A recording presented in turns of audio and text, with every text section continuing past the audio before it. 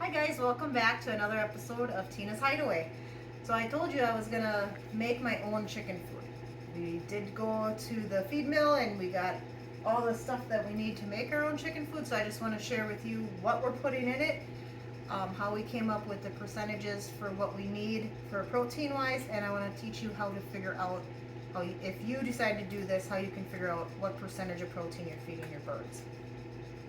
So when we went to the feed store, we got a 40-pound bag of black oil sunflower seeds, a 40-pound bag of whole oats, a 50-pound bag of rolled corn.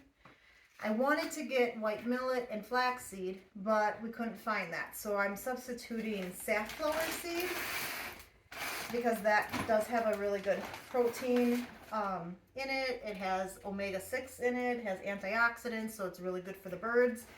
And then we found this mixture that has a little bit of, let's see, it has sunflower chips, white millet, cracked corn, peanut hearts, and red millet. But it had that millet in there, so that's why we wanted to get it. So what we're going to do here, and because these bags are way too heavy for me to lift, I have my helper here, my husband, that is going to help lift the stuff to help mix it. But here's each of the things that we got, and part of making sure that you have the right stuff for your birds is making sure that you have enough protein. Most people who have chickens know that you want at least 16% for your hens for laying.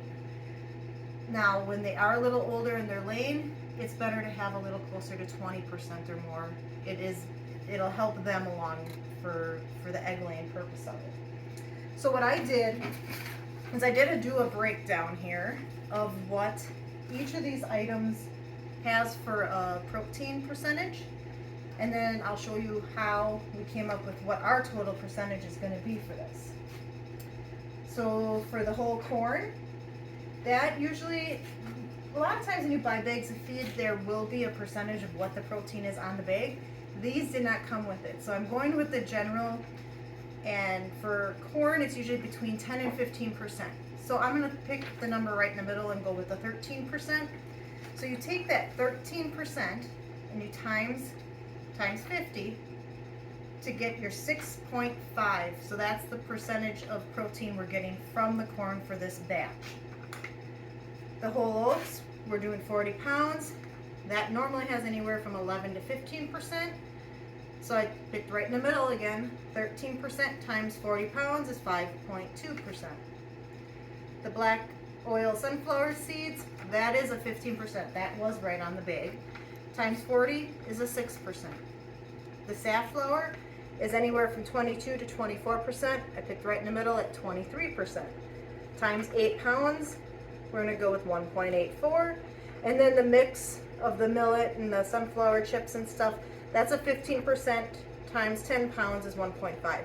So the total percentage of protein for this mixture that we're going to put together is 21.04%. So that gets us around that 20 or more percent range, which is good for laying hens. When we have this all mixed together here, it is going to be a total of 148 pounds.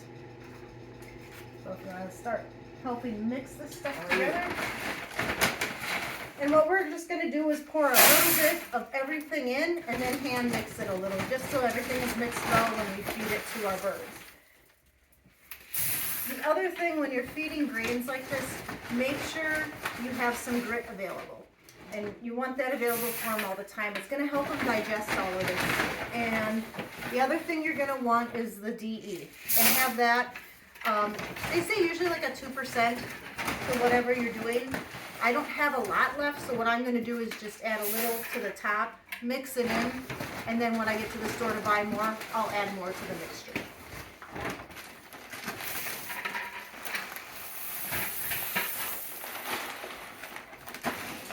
We can mix this in with our hands. If you're taking care of animals, you're not afraid of getting dirty. Just get in there with your paws, mix it all in real good.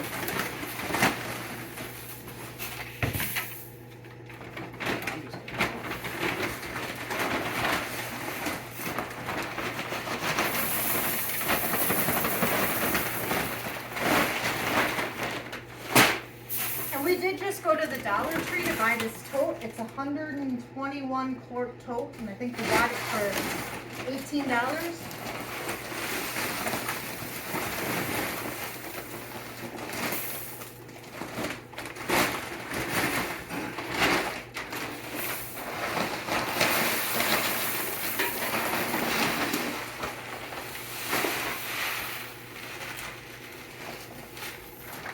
Mix it in real good.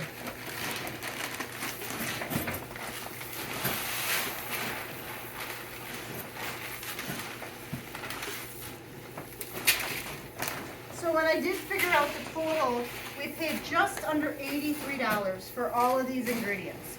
So that came to about 56 cents per pound for the feed, which would be about $28 a bag. Which is in town here, if we go to the local co-op, that's about what we're gonna pay for a bag of layer pellets.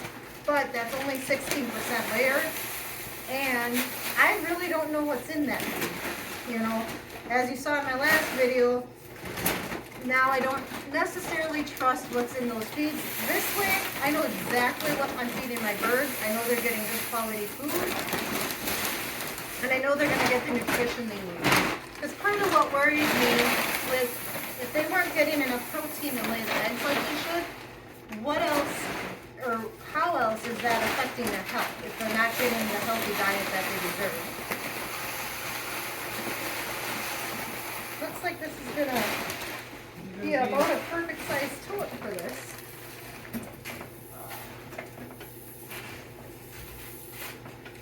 So here's their plate of stuff, and we're going to add this in right away. And you can use all different kinds of things. I know you can find charts online of all the different things that you can feed to your chickens. There's split peas, there's fish meal, you can feed mealworms. Those get a little expensive. I use them more as a treat than as a meal supplement. This week I did have a local bakery reached out to me. They had some buns that didn't turn out the way they expected, so they asked me if I wanted them to help supplement for food for my chickens. So of course I took advantage of that. I know that they don't put preservatives and all that stuff into their bread, so it's a great source, and actually the birds love it. They went nuts over it.